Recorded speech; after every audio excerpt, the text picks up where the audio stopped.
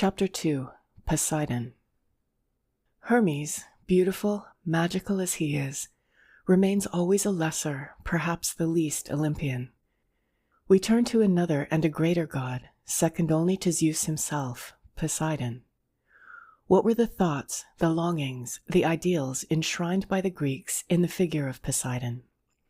At first, all seems simple and straightforward. Poseidon is the god of the sea incarnate. In Homer, as Professor Gilbert Murray says, Poseidon moves in a kind of rolling splendor.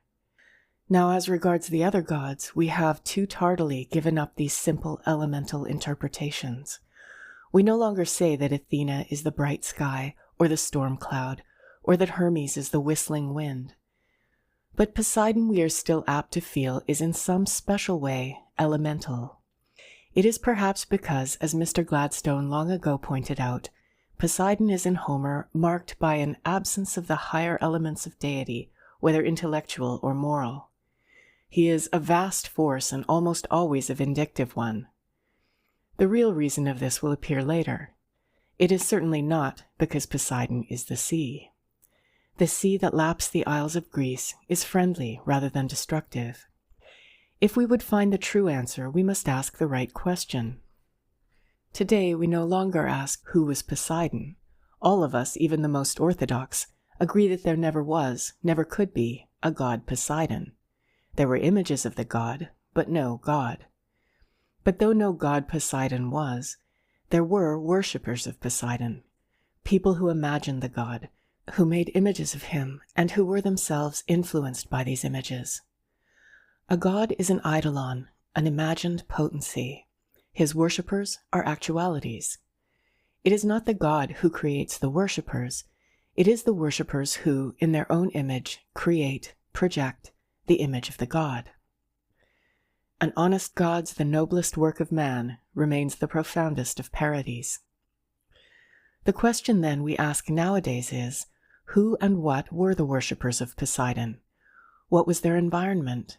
What, as the psychologists say, were their reactions to this environment? What their social activities, their means first and foremost of earning their bread? What their hopes, their fears, their desires, their aspirations, and how did these take shape in the figure of the god? In thinking of Poseidon as sea god, we must never forget that the Greek attitude of mind towards the sea was not ours. To us, the sea is the highway of trade, the means of abundant profit and sustenance. To the Greek it was always the unharvested sea, a barren salt waste where he might not plow or sow. It yielded, however, one form of sustenance, fish, and the later Greeks, unlike the Homeric heroes, were largely fish-eaters. Poseidon was not the sea incarnate, but he was the projection of the hopes and desires of a fisher people. This is certain from his trident, which at least by some was understood as the fisherman's three-pronged spear. The chorus in 7 Against Thebes pray, "O thou Poseidon, steeded monarch who rules the sea with fish-spearing trident, grant release from our terrors." And on a black-figured lekythus, Poseidon is figured sitting quietly on a rock, a fish in one hand, his trident in the other, while his friends Heracles and Hermes fish with other implements, line and basket. The chorus in the 7 Against Thebes invoke, "Steeded Poseidon, Poseidon Hippias, god of the horses." It was Poseidon, Homer tells us, who gave to Peleus his immortal horses. But our most important evidence is the express testimony of the Homeric hymn as follows. "Twofold shaker of the earth is the meed of honor the gods have allotted thee, to be the tamer of horses and the succor of ships." Here be it observed, the horse aspect even takes precedence over the sea aspect.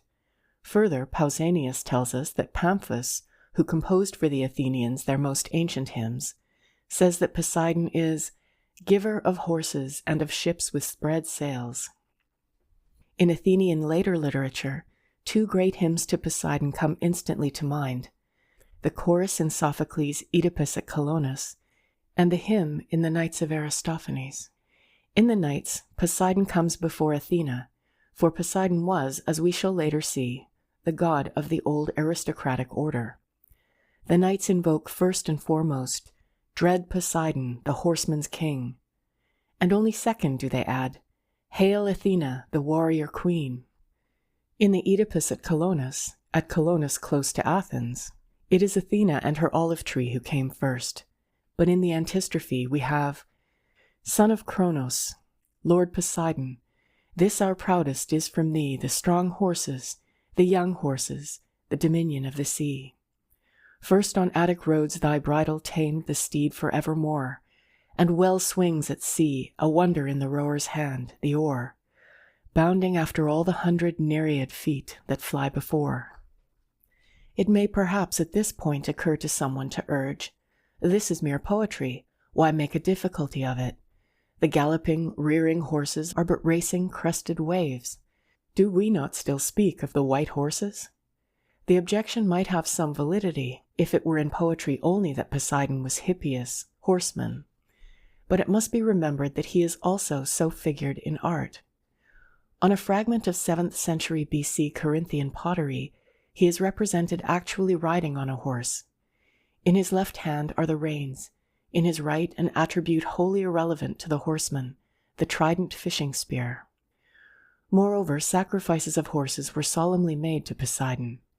In Illyria, every 9th year, Festus tells us, a yoke of 4 horses was sunk in the waters. And if Illyria seem a far cry, according to Pausanias, the Argives of old threw horses, bitted and bridled, into Dione in honor of Poseidon. Dione was a freshwater spring at a place called Genethlium in Argolis, so here there is no question of white horses and the galloping sea waves. At Onchestus in Boeotia, remote from the sea, we find again Poseidon as lord of horses. In the Homeric hymn to Apollo, we are told how the god in his journeying came to Onchestus, the bright grove of Poseidon. What is the sea god doing with a grove? There the new broken colt takes breath again, weary though he be with dragging the goodly chariot, and to earth, skilled though he be, leaps down the charioteer and fares on foot, while the horses for a while rattle along the empty car with the reins on their necks. And if the car be broken in the grove of trees, their masters tend them there, and tilt the cart and let it lie. Such is the rite from of old, and they pray to the king Poseidon, while the chariot is the god's to keep. Commentators have broken their heads in the attempt to fix the exact nature of the rite.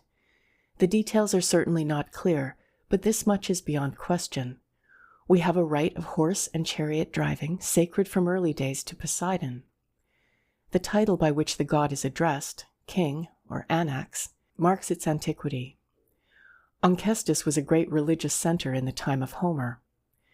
Strabo tells us that the Amphictonic Council usually assembled there, but in his days it was bare of trees. Poseidon's bright grove must have faded and fallen. Poseidon then so far is fisherman and horseman. Strange and incompatible enough are the two functions, but a stranger fact still remains to be faced. He is not only fisherman and horseman, he is bull-man. On a black-figured amphora in the museum at Würzburg, we have Poseidon figured in curious guise. He, lord of the unharvested sea, holds in his right hand, with singular irrelevance, a great blossoming bough, and he is seated on a bull. His left hand grasps a fish, and behind him, vaguely unattached, is his trident. The god has so many attributes, he cannot hold them all. He is a bundle of incongruities. What has the bull god to do with the sea and the trident? What relation has the salt sea to the blossoming bough? The mythologist of bygone days was hard put to it for an explanation. He was driven into all sorts of holes and corners to fit in the pieces of the puzzle. Poseidon, he said, had a title, Phisthalmius, he of the growth. Poseidon was the god of fresh water as well as of the sea, and so on. We shall see in a moment that by the new method, which views the god not as a separate entity, but as a projection of his worshippers, no ingenuity is needed. The riddle solves itself. But first the bull aspect of Poseidon must be more clearly established. A single vase painting is not adequate. One of Poseidon's standing epithets was Taurius. In Hesiod's Shield, Heracles says to the young Iolaus, "Young man, greatly in sooth doth the Father of gods and men honor thy head, yea, and the bull god, the earth-shaker." The scholiast, after his kind, suggests that the god is called Taurius because the sea roars and bulls roar. His second thoughts are happier.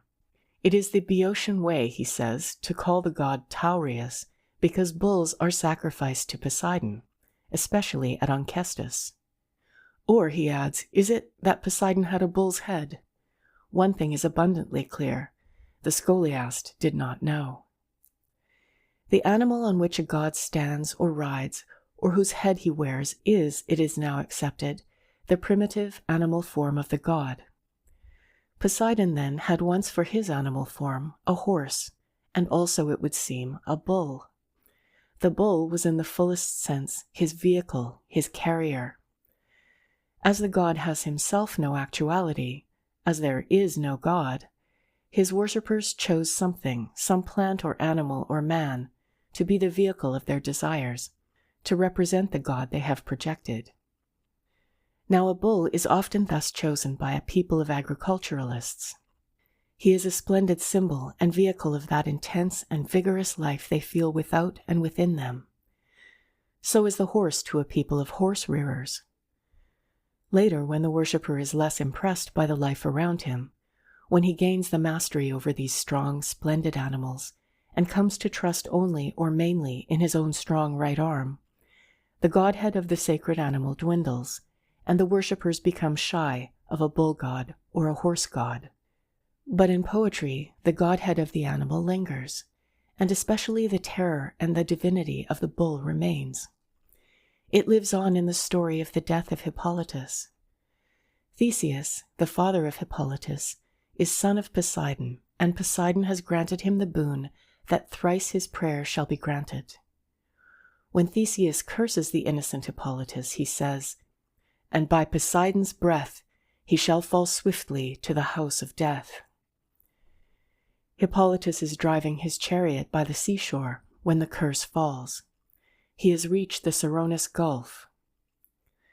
Just there an angry sound, slow swelling like God's thunder underground, broke on us, and we trembled. And the steeds pricked their ears skyward and threw back their heads. And wonder came on all men, and affright, whence rose that awful voice. And swift our sight turned seaward, down the salt and roaring sand. A great crested wave rose and broke and swept towards the car of Hippolytus. 3 lines of wave together raced, and full in the white crest of them a wild sea-bull flung to the shore, a fell and marvelous thing. The whole land held his voice, and answering roared in each echo. The horses, maddened, race along the sand. In vain Hippolytus tries to check and turn them. For when he veered them round, and aimed their flying feet to grassy ground, in front uprose that thing, and turned again the 4 great coursers, terror-mad. But when their blind rage drove them toward the rocky places, silent and ever nearer to the traces, it followed. A great sea-bull. There is no such thing. That portent born of the sea that edges in awful silence up to the chariot is the god himself, the imagined terror, and the thunder marks his divine epiphany. Poseidon, then, is fisherman god, horse god, bull god. Finally, we must never forget that though he is not the sea incarnate, he is not elemental. He is ruler of the sea, Pontomedon as the Greeks called him, thalassocrat as we should say today. These various and contradictory aspects, so puzzling to the old method of mythology, are clear enough once we adopt the new, once we state the god in terms of his worshippers. Poseidon, fisher god, horse god, god of the blossoming bough, bull god. Finally, we must never forget that imagined eidolon of a people of fishermen, traders, horsemen, agriculturalists, bull-rearers, thalassocrats. Now all these functions we of the Anglo-Saxon race combine ourselves. We are a fisher people, we are agriculturalists, horse-rearers, breeders of fat cattle, thalassocrats. Poseidon, Hippias, Taurius, Pontomedon might have been projected by ourselves. But the question before us is whether there was in antiquity a people fishermen, agriculturalists, horse-rearers, thalassocrats, who actually worshipped the bull. The word thalassocrat, ruler of the sea, instantly reminds us that the Cretan Minos was the first of the thalassocrats. His god was the Minotaur, the Minos bull. The god Poseidon is primarily and in essence none other than the Cretan Minotaur. Observe we say primarily. Ultimately, Poseidon was very much more, and also a good deal less, than the Minotaur. I offer not an equation, but certain steps in an evolution. I would guard my somewhat alarming statement carefully. The Minotaur is not identical with Poseidon. Rather, he is the point de repère about which the complex figure of Poseidon slowly crystallizes. Beginning as an island holy bull, worshipped by a population of fishermen, agriculturalists, and herdsmen, he developed with his people. As Minotaur, he spread his dominion across the islands and the sea to Greece proper. There, shedding his horns and hooves, he climbed at last to the snow-clad heights of Olympus. Where and when he got his new name of Poseidon, which in all probability means Lord of Moisture, we cannot certainly say. Let us seek the bull god at home in Crete. The Minotaur is of all mythological figures most familiar, though so long misunderstood. The palace of Knossos is full of the holy bull. His horns of consecration are everywhere. The whole palace is his labyrinth. The Minotaur to us has become a cruel master, calling every 7th year for his toll of victims, Athenian youths and maidens. This is because his figure is presented to us distorted by Athenian chauvinism. But on the Cretan ceiling, discovered by Sir Arthur Evans, the Minotaur is no monster to be slain. He is a king god. He is seated on a primitive throne, the folding stool in use among the ancients. Just such a folding stool, made by Daedalus of Crete, was preserved as a monument of the ancient kings in the Erechtheum at Athens. The head of the monster is indistinct, but of his divine bull's tail curling up behind his throne there is no doubt. In front of him stands a worshipper in adoration. So is it always. To your own worshippers you are a god. To the conquerors of those worshippers, who project their own hate, you are a monster, a devil. What precisely was the Minotaur? Fortunately, we know from the evidence of countless vases exactly how he was figured. He was a man with a bull's head and bull's hooves. Now, there is no such thing as a man, an actual living man, with a bull's head and hooves. Is the Minotaur, then, a fancy monster? Or what is the reality behind? What is the Minotaur in terms of his worshippers? The answer is clear, certain, illuminating. The Minotaur is one of his own worshippers, a royal worshipper, wearing a ritual mask, a bull's head and horns, and possibly, though not certainly, a bull's hide. In Egypt, Diodorus tells us, it was the custom in the ruling house to put on the head and foreparts of lions, bulls, and snakes as tokens of royal dominion. Sir Arthur Evans kindly tells me that the ritual form of the Minotaur, as bull-headed man, can, he believes, be traced right back to the hieroglyphs of Egypt. The Minotaur is but King Minos masking as a bull. The object is, of course, that the royal functionary, as representative of the whole state, may get for it the force, the mana, of the holy animal. That, like Hannah, his horn may be exalted. As to this ritual actuality of the Minotaur, it is sometimes objected that the Minotaur may be merely a fantastic hybrid form, like the man-headed bulls who are frequently figured on coins as river gods. But mark the difference. A bull with a man's face or bust is a mere fancy, pure mythology with no ritual counterpart. Sophocles so imagined the great river Achelous. He makes the maiden Deianira say, "A river was my lover, him I mean, great Achelous, and in threefold form wooed me, and wooed again. A visible bull sometimes, and sometimes a coiled gleaming snake, and sometimes partly man, a monstrous shape, bull-fronted, and adown his shaggy beard fountains of clear spring water glistening flowed.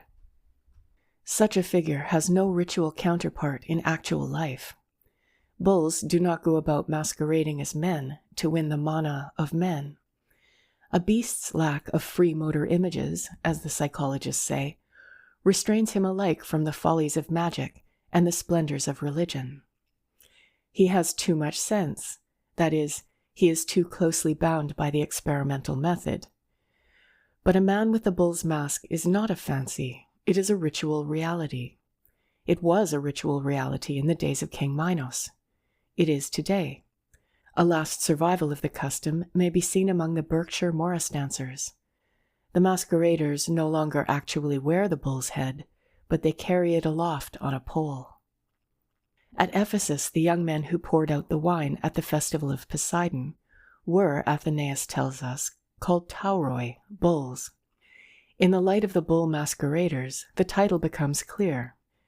The ass's ears of Midas rest on a folk tale accounting for a similar ritual imperfectly understood. Midas is a priest dynast, like Minos, but he presides over an ass-worshipping tribe. The folk tale of the man with animal ears or horns is worldwide, and has probably everywhere a ritual origin. The wearing of horns and animal ears was first misunderstood, then, often, moralized. It was turned into a penalty for some act of hubris, of overweening pride and insolence. But the real, original hubris lay in the worshipper's effort to gain the fertility of the animal which was worshipped. The sign of kingship and the kingdom in Crete, the mascot, as we should call it, was, it would seem, the bull, just as the mascot of the kingdom of Athens was the golden lamb. King Minos, Apollodorus tells us, wished to obtain the kingdom, so he prayed that a bull should appear to him. To whom did he pray? Whence came the bull? He prayed to Poseidon, and Poseidon sent him up from the deep a magnificent bull. So Minos got the kingdom. The coming of the bull from the depths of the sea is like the coming of the bull for the destruction of Hippolytus. It is so manifestly non-natural that it must be based on very ancient tradition. The fabulous island of Atlantis, described for us in the Critias of Plato, has been, we think, correctly identified with Crete. Crete, after her great splendor, sunk for generations into almost total obscurity. The island of Atlantis, Plato tells, belonged to Poseidon. When the gods divided up the world, Poseidon received for his lot the island of Atlantis, and he begat children and settled them in a certain part of the island. It is interesting to find that the bull service of Poseidon, described in the Critias, has very close analogies to the bull service of Minoan Crete. It is as follows. Poseidon, says Plato, gave laws to the first men of Athens, and these laws they inscribed on pillars in the god's precinct, and pledged themselves to their maintenance. It must never be forgotten that Minos was, according to Greek tradition, the first lawgiver, and as lawgiver he lived on, uttering dooms to the dead men in Hades. The ritual of the pledge to maintain the laws was on this wise. There were certain bulls allowed to range free in the sanctuary of Poseidon. The kings hunted these bulls without weapons, using staves and nooses. Again be it remembered, the bull hunts and bullfights of the Minoans appear on many a fresco and gem at Knossos. When a bull was caught, it was led up to the column, and its blood was shed over the inscription. The blood of the victim, mixed with wine, was then drunk and curses invoked on those who disobeyed the laws. The remarkable analogy here is not the mere sacrifice of the bull, but the conjunction of bull and pillar in Atlantis and the conjunction of bull and pillar in Crete. On the frescoed shrines of Knossos, the holy pillar rises straight out of the horns of consecration. On the famous Hagia Triada sarcophagus, we have indeed no direct certainty that the blood of the sacrificed bull is actually applied to the pillar, but the close conjunction of the two, sacrificed bull and pillar, makes it highly probable. Anyhow, our main point is clear. Plato could hardly have imagined a ritual so strange and complex. It must be traditional, and its origin is to be sought in the ritual of the bull Poseidon in Crete. The holy bull of Crete was the symbol, the surrogate of a greater power than himself. He had another name than that of Minotaur. He was also called Talus. Talus is most familiar to us as the brazen man who guarded Crete, circling round the island 3 times a day. Minos, when he married Pasiphae, the all-shining one, received from Hephaestus, Apollodorus tells us, the brazen man Talus as a wedding gift. Hesychius tells us that Talos meant the sun, and Apollodorus, when telling how the Argonauts came to Crete, says Talus was a brazen man, but some say he was a bull. Talus only concerns us insofar as he was a bull, the animal vehicle of the sun, and obviously but another name for the Minotaur, son of Asterion, the Spangled One, with his solar labyrinth. Talus appears on the coins of Crete, sometimes in the form of a budding bull, sometimes as a man holding in his hand, like the Minotaur, a stone, the symbol of the sun.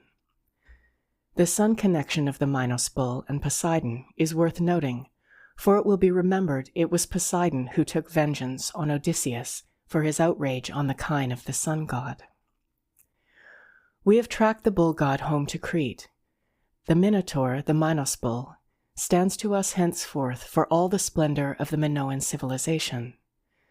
Poseidon Pontomedon is Minos the thalassocrat. He stands for a culture that in Greece was prehistoric. This explains much. In Homer, Poseidon claims equality with Zeus.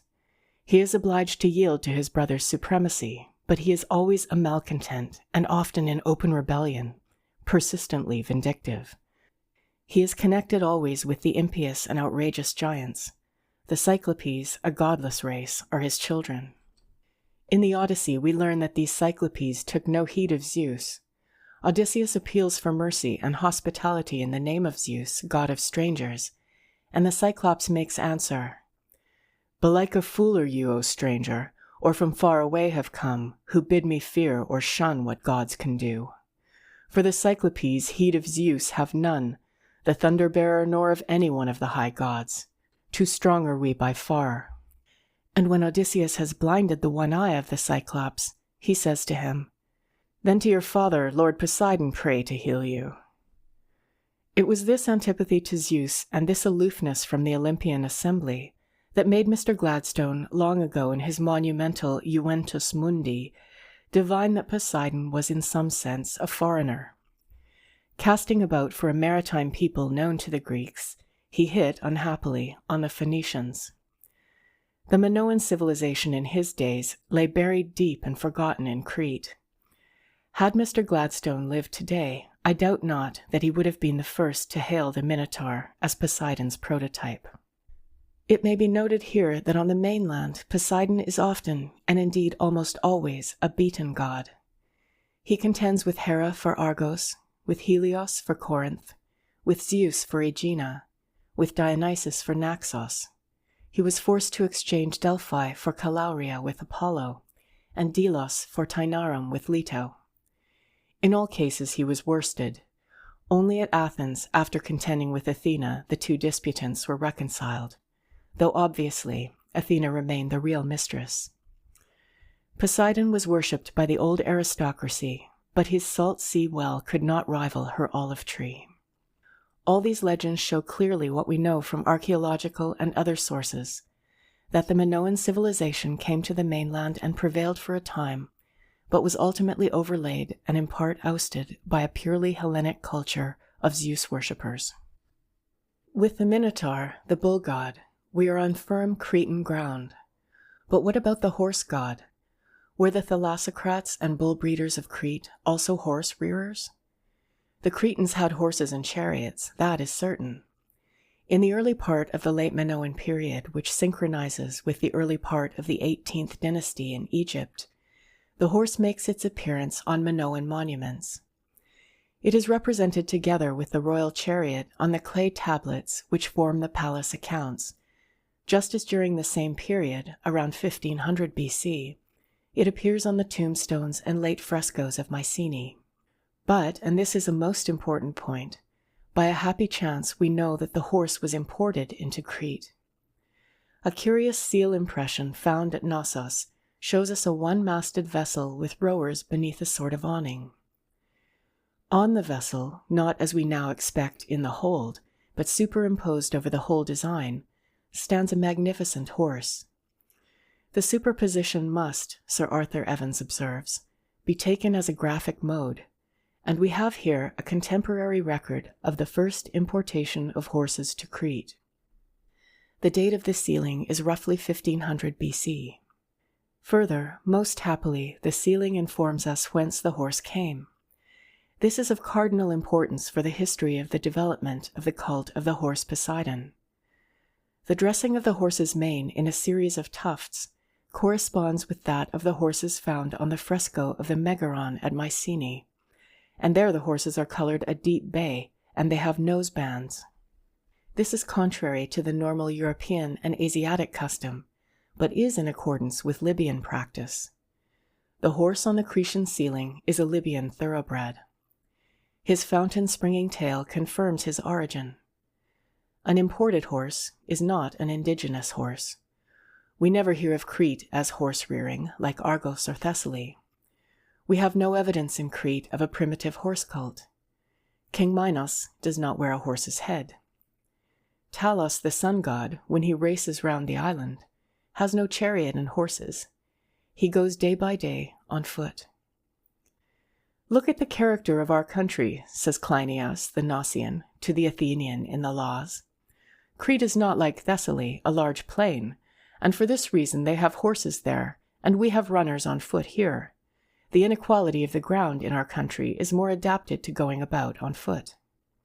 In the light of the Libyan horse, we begin to understand the explicit statement of Herodotus that Poseidon came to the Greeks from the Libyans.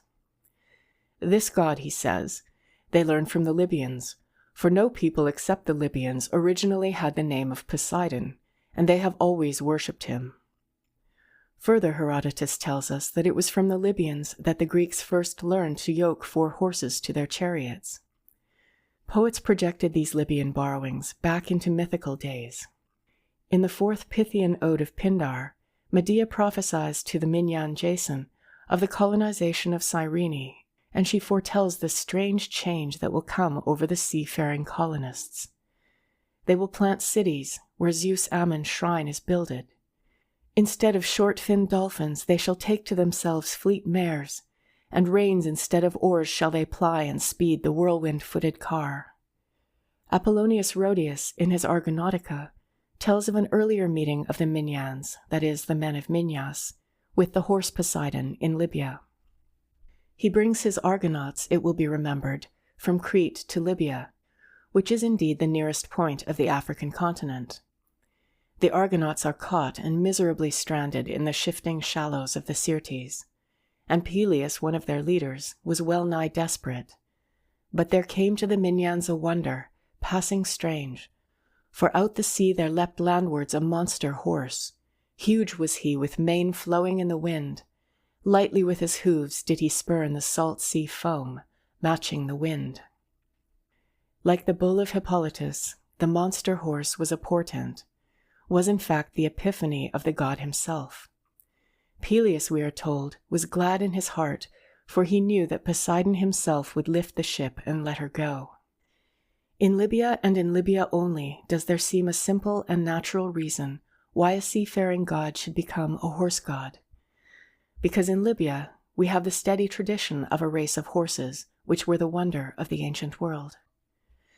The story of Pegasus, the winged horse, took its rise in Libya, and hence must have been transplanted by Poseidon worshippers to Greece. The Maenads in the Bacchae sing that Pentheus is born of a lioness mother of the race of the Libyan Gorgons. The Kibisis, or leather wallet, in which Perseus carries the severed head of Medusa, is just the primitive bag in which the Libyan carried the stones which were his principal weapons. The Libyans, says Diodorus, go out to face the foe armed with 3 lances and with stones in leather bags. They wear neither sword nor helmet nor any other weapon, but look to get the better of their foe by swift movement. Hence they are very skilled in running and stone slaying. On a Corinthian vase, Perseus is figured attacking the monster with stones. Andromeda by his side keeps him supplied from a goodly pile. Always in representations of the slaying of Medusa, Perseus is hurrying along at a pace truly Libyan. On the shield of Achilles, all round the level rim thereof, Perseus on winged feet above, the long seas hide him. The Gorgon's wild and bleeding hair he lifted, and a herald fair, he of the wilds, whom Maia bare, God's Hermes flew beside him. Horse and man alike were swift in Libya. The winged Pegasus is the counterpart of the winged Perseus. Medusa, the mother of Pegasus by Poseidon, is generally credited with human shape. From her severed neck springs up the winged Pegasus, as on a white lekythus in New York City. But on one monument, a Boeotian-stamped amphora in the Louvre, Medusa herself has the body of a horse, though the face of a woman. She is a horse goddess, and as such, the fitting bride of the horse Poseidon. The Boeotian horse Medusa recalls the horse-headed Demeter worshipped at Phygalia in Arcadia. Before leaving the horse, one curious and interesting point must be noted. It has been already observed that as contrasted with the bull, the horse had but small place in the ritual of Poseidon. But sometimes a ritual motive lurks concealed where least expected. Such is, I think, the case with the famous Trojan horse. The story of the horse, it has been thought, arose from a real historical incident misunderstood. The device of Epeius, the horsemaker, was really, it is said, the building of a wooden siege tower as high as the walls, with a projecting and revolving neck. Such an engine is figured on Assyrian monuments. But when we read the chorus of the Trojan women, in which Euripides describes the horse, it is impossible to avoid the conclusion, or at least the suggestion, that ritual rather than historic incident lies behind. The horse is a hobby horse, a fertility horse, a thing that survives in village tradition and custom today. It was a daimonic, even a divine thing. It was explained as a votive offering when its real magical meaning was misunderstood. It was connected with a definite date in the calendar, with the setting of the Pleiades, always to the Greeks a season of agricultural importance. And above all, it was brought up to the city in a great festal procession of young and old flute players and dancers, a regular comus. In the chorus of Euripides, the Trojan women sing of it. O towering steed of golden rein, O gold without, dark steel within, ramped in our gates, and all the plain lay silent where the Greeks had been. And again, O swift were all in Troy that day, and girt them to the portal way, marvelling at that mountain thing, smooth carven where the Argives lay, and wrath and Elion's vanquishing, meet gift for her that spareth not heaven's yokeless rider. And a maiden sings, I was among the dancers there to Artemis, and glorying sang, her of the hills, the maid most fair, daughter of Zeus. And lo, there rang a shout out of the dark, and fell death-like from street to street, and made a silence in the citadel. In the prologue to the same play, Poseidon himself tells how the Greek Epeius came of Phocian seed, and wrought by Pallas' mysteries a steed, marvellous big with arms, and through my wall it passed, a death-fraught image magical. In horse-rearing Argos, some hobby horse must have formed part of a fertility ritual. The essence of the modern, and apparently of the ancient hobby horse, was that it concealed actual live men. This ritual contrivance may actually have been used for some military ambush, but it is more likely that when its real ritual meaning was obscured, it was misinterpreted. It is worth noting that the Trojan horse has an odd Cretan counterpart, which seems to have passed unobserved. Apollodorus tells us that Daedalus, to please Ariadne, made a wooden cow on wheels, hollowed it out inside, flayed a cow, sewed the hide about his handiwork, and put Pasiphae inside. A wooden cow, a wooden horse, both hollowed to hold human beings. Both were part of some ritual gear of a magical sacred marriage, or a ritual of resurrection. The tale of the Trojan horse has all the air of a ritual fossil embedded. There could be no finer instance of the magic of Greek inauguration than the use Euripides has made of it in the chorus of the Trojan women. The uncouth, even ugly contrivance is transmuted to a thing of wonder and beauty. We have seen the bull god in Crete as thalassocratic. We have seen him become in Libya a horse god. We have now to watch him pass to the mainland, to Greece proper. The cult of Poseidon occurs naturally in the bays and on the promontories of the coastline of Greece. We say naturally, but if I am right, the naturalness is not at all what it would seem at first sight. The cult of Poseidon occurs in bays and on promontories, not because it is a sea cult, but because those bays and those promontories were the first landing places of the Minos bull from Crete. The bull of Minos waxed fat and kicked. King Minos desired not only what was his natural right, the hegemony of the Aegean islands. His lust for empire was his undoing. But at first all went well. During the 3rd and 2nd millenniums BC, the Cretans colonized Greece. The sites of Poseidon worship are the landing places of immigrant Minoans. Into the archaeological evidence of this we cannot here enter.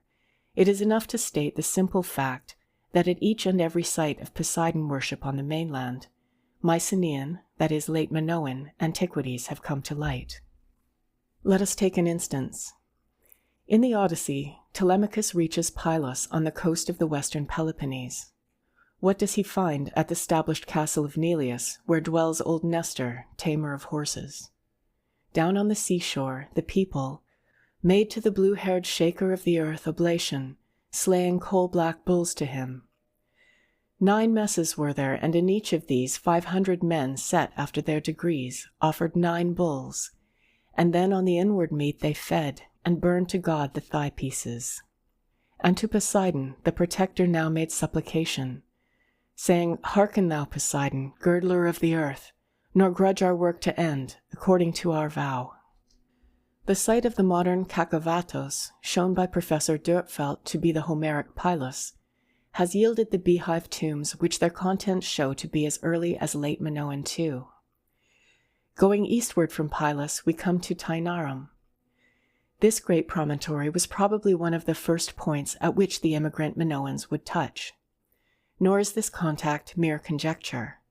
Plutarch tells us of a certain man who had slain Archilochus and was bidden by the Pythian priestess to go to appease the ghost, to the habitation of Tetix. The habitation of Tetix, Plutarch explains, was Tainarum, for there, they said, Tetix the Cretan came with a fleet. The name Tetix, cicada, smacks of things ancient. Pindar too remembers Tainarum and connects it with Euphemus, son of Poseidon. The Poseidon cult at Tainarum, it is important to note, was mainly in the hands of a subject race, the Helots.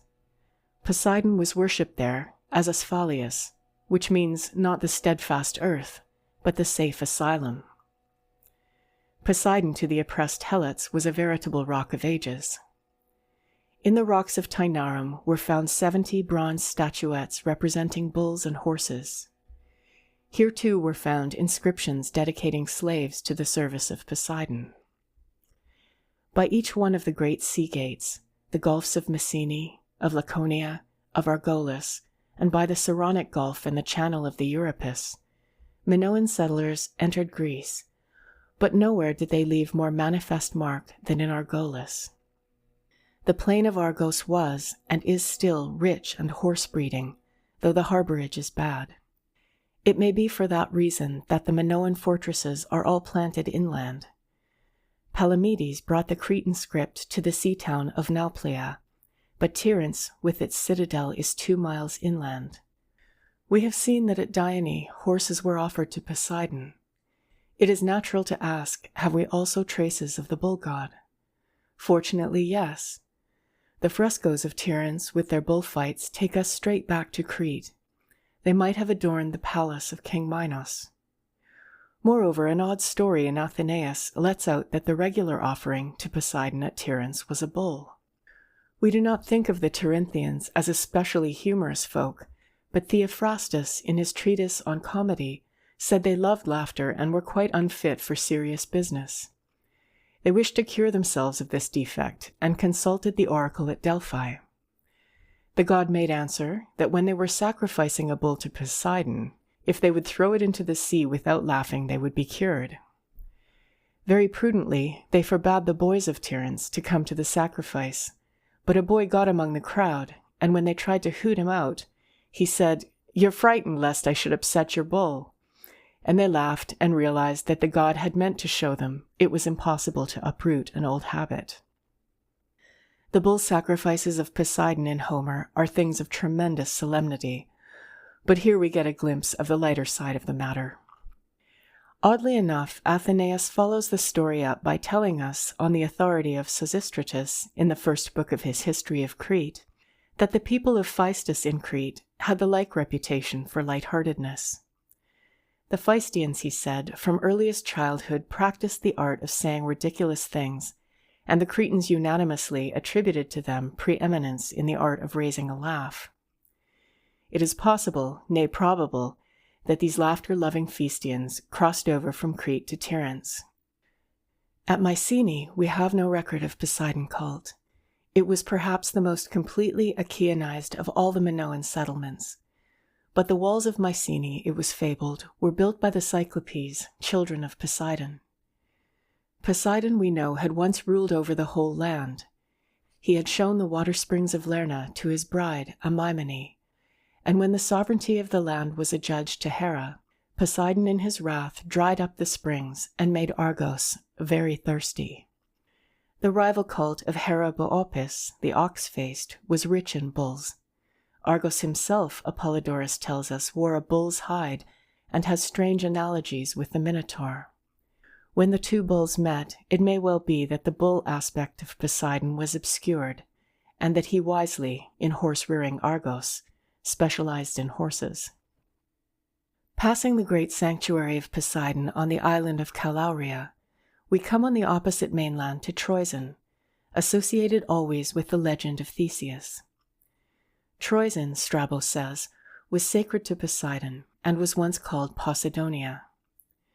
Plutarch tells us that the Trizenians honored Poseidon very conspicuously, gave him the title of Polyeucus, holder of the city, offered to him their first fruits, and had his trident impressed on their coins.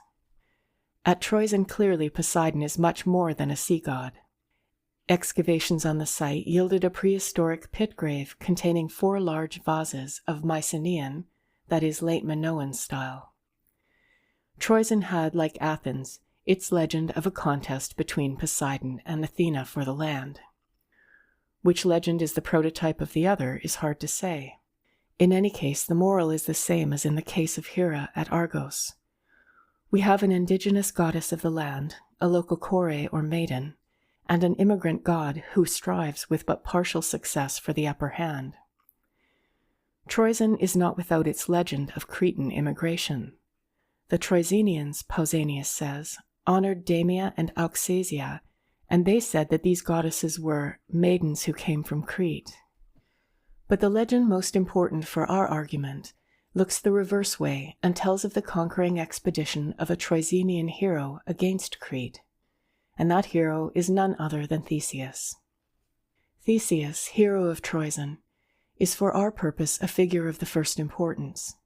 He is son of the local princess Aethra, but his father is none other than Poseidon himself. Poseidon, the story said, met and loved the princess in the little island of Sphyra, close to Calauria. Theseus stands for the blend of indigenous Hellene and immigrant Minoan. He also stands for the Amphictyony of Calauria, potent in those early days, and which linked up the coast cities from the promontory of Troezen to Athens.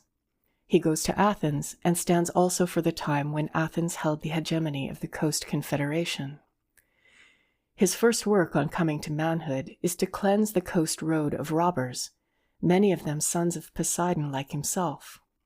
By cleansing the road, he makes the League of Coast Towns a possibility. All the mythology of Procrustes, Sciron, Sinis, and the like, translated into prehistory, figure forth the League's great civilizing work. Calauria stands for the dawning thalassocracy of the mainland, soon to meet Crete in mortal conflict. The crisis is at hand. No sooner has Theseus reached Athens and been acknowledged heir of Aegeus Then he is straightway sent off to Crete with the fatal tribute to the Minotaur. The bull of Crete, that is Minos himself, has wasted Attica and subdued Megara, and has been hardly bought off. The tribute ship is matter of history. It was preserved by the Athenians down to the time of Demetrius Phalereus, and was then so pieced and mended, Plutarch tells us in his Life of Theseus, that it afforded the philosophers an illustration in their disputations as to the identity of things changed by growth. In the days of Socrates, the ships sailed for Delos, but all men knew that in olden times the same ship had sailed to Crete with the tribute for the Minotaur. Owing to the Dorian conquest, the religious center had shifted from Crete to Delos. Poseidon had emigrated. In the current legend, the two centers are awkwardly linked together. Theseus is made to call at Delos on his way home in order to dance the crane dance. It is rarely that we see prehistory so clearly reflected in mythology. And finally, in the labyrinth, Theseus slays the Minotaur. He, the son of Poseidon, he who, according to another legend, married the Cretan Phaedra and sent the bull of his father Poseidon to slay his son Hippolytus. He, Theseus, sails to Crete and slays the royal bull and drags him from his great palace. It all sounds at first paradoxical, but viewing the god and the hero in terms of the worshipper, the riddle is not hard to read. Theseus, we must always remember, is not Poseidon himself, only the son of, that is, the descendant of Poseidon. He stands, I think, for the worshippers of Poseidon, partially Hellenized, Achaeanized on the mainland. The bull of Knossos had indeed waxed fat and kicked, imposing intolerable tribute on Athens, on Megara, and probably on all the coast towns of the Amphictyony. The tributaries turned at last, and somewhere around 1400 BC, Knossos fell by the hands of her own children, the colonists of the mainland. The fall of Knossos caused no breach in Minoan civilization. There was no intrusion of an alien race. Knossos falls, the Minotaur is slain by the young Athenian hero Theseus, and henceforth for Athens and for all the civilized world that lay under the ban of Athens, the royal bull is a savage monster. Vae victis. But Plato, or whoever is the writer of the Minos, knew quite well that this was only because events were seen through hostile Athenian eyes. Crete was the mother and source not of barbarism, though her wealth is not wholly free from some tinge of barbaric excess, but of civilization. Minos to his enemies might be the baleful one, but he was a mighty lawgiver and made piracy to cease. When in the dialogue, the companion of Socrates admits that Rhadamanthus was reputed a just judge, but would maintain that Minos was fierce and hard, Socrates turns on him and says, "But my good man, you know that is but an Attic fable you are telling, a stage plot." And he himself tells a different tale. Even on Attic vase paintings, there are traces of the sanctity of the Cretan bull. He wears fillets like the Minotaur. Commentators explain that he wears them proleptically, by anticipation, because he is about to be sacrificed by Heracles or Theseus. He wears them because he always wore them, because he is the holy and royal bull of Crete. We have traced Poseidon from Pylos to Athens. It would be easy and pleasant to follow his track further along the coast round Attica by Boeotia, through the Euripus by Euboea, on to Iolcus and finally to Tempe. But space does not allow, nor is it needful for our argument.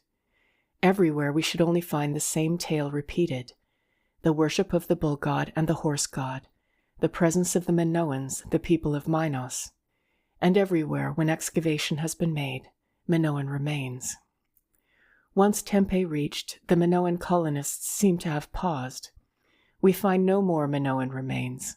The horse god and the bull god disappear. Poseidon has been dealt with at some length and at the outset, not because he is the most interesting of the Olympians, nor yet because he is the most characteristically Greek. Far from it. He has been the subject of no great masterpiece of art, whether in poetry or sculpture. He has been chosen for two reasons.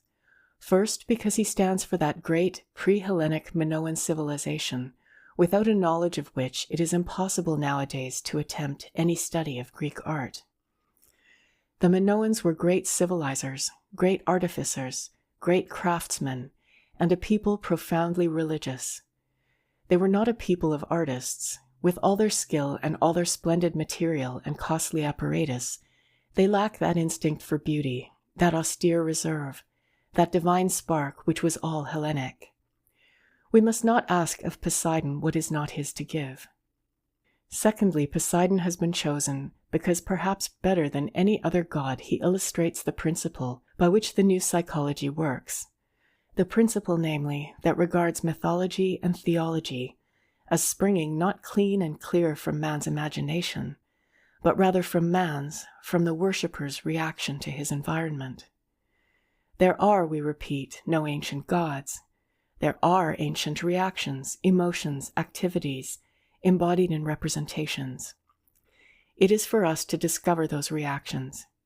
In a word, mythology is prehistory, and when it is confirmed by archaeology, as in the case of Poseidon, we may venture to trust it.